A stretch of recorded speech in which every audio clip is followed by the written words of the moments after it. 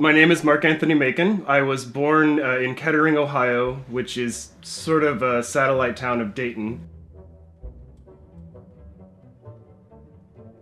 I was taking a walk one day and I see the gardens at Japan House and I was like, ooh, a rock garden. I want to go check that out. And so I just went and was looking at these gardens and I see something happening in the building behind me, and so I went around to the front door, asked them what it was, and it was Tea Cermony, and I observed it and loved it, thought it was beautiful, and just started taking the class.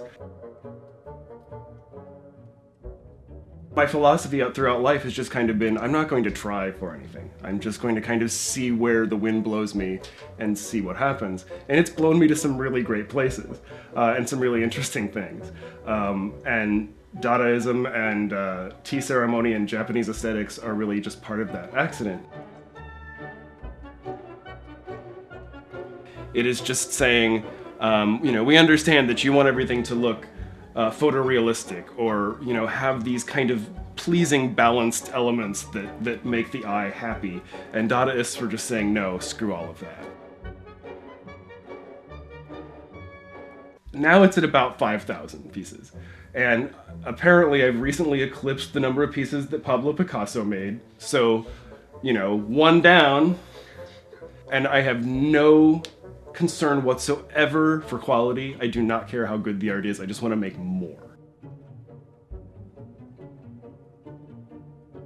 What I do is I do one little change on one piece, put it on the drying shelf. Like 10 seconds usually. Sometimes as much as a minute, but that's pushing it. It's usually just a matter of seconds. I work on that piece, think about nothing, put it on the drying rack. Next piece, think about nothing, put it in the drying rack. And I go through about 60 to 80 pieces in a sitting, but I'm never thinking about any of them, and I'm not trying to say anything with any of them.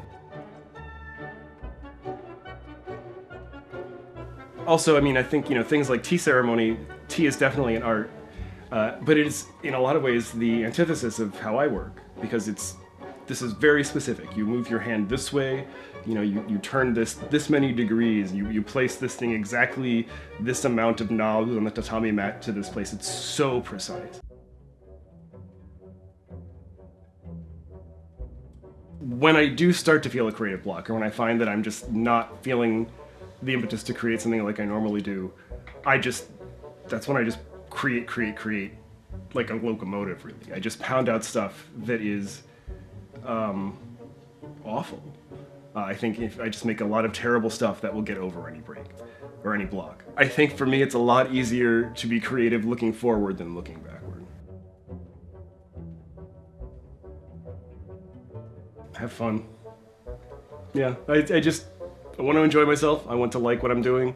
I think that we've only got however many minutes to be alive. Might as well make as many of them joyful as possible, and making the art really gives me a lot of joy, so I'm gonna do that. I think the more art I can infuse into life, the more joy I get. And I'm just totally a whore for joy.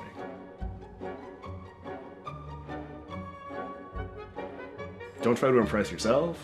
Don't try to impress everybody else. Just have fun. Just make art and enjoy the process of making the art, and enjoy the art when it's done.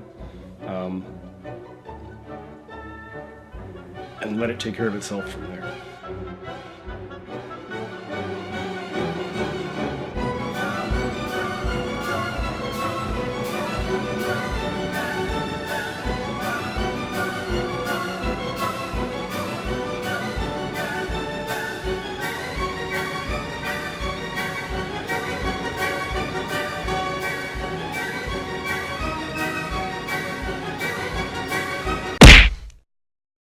When caterpillars go into a cocoon, they don't morph into a butterfly, they just melt into goo.